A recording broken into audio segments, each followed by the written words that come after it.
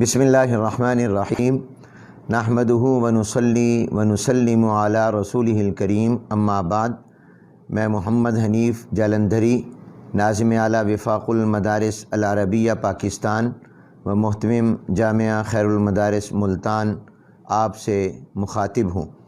ہم اس وقت عالمی، علاقائی اور قومی سطح پر جن مسائل و مشکلات اور چیلنجز سے دوچار ہیں، ان سے عہدہ برا ہونے کے لیے قومی وحدت اور ہم آہنگی کو قائم رکھنا از حد ضروری ہے، کیونکہ سیاسی، لسانی، علاقائی، مسلکی یا قومیتی حوالے سے کوئی بھی تفریق کسی بھی بیرونی قوت کے لیے مداخلت کاری کا ذریعہ بن سکتی ہے، جس کے ہم کسی صورت میں متحمل نہیں ہیں۔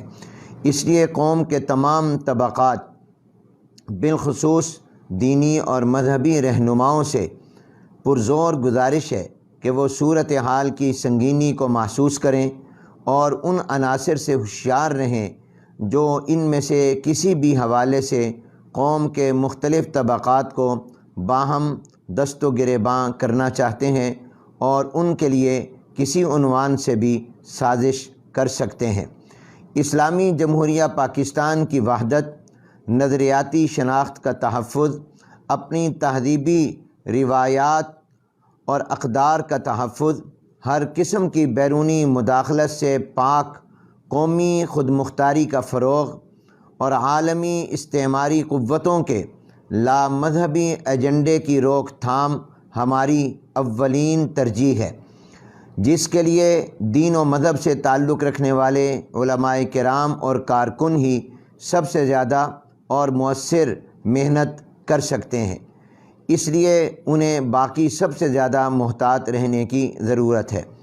آج کل سوشل میڈیا پر انتہا پسندی، فرقہ واریت، تشدد اور مقدس شخصیات کی توہین میں مسلسل اضافہ ہو رہا ہے۔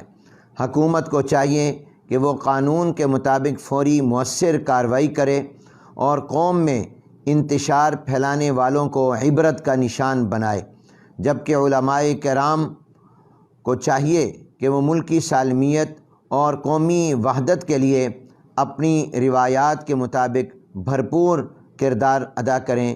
اللہ تعالی ہمارا حامی و ناصر ہو اور ہم سب کو اتحاد و اتفاق کی نعمت سے مالا مال فرمائے۔ وما علینا الا البلاغ۔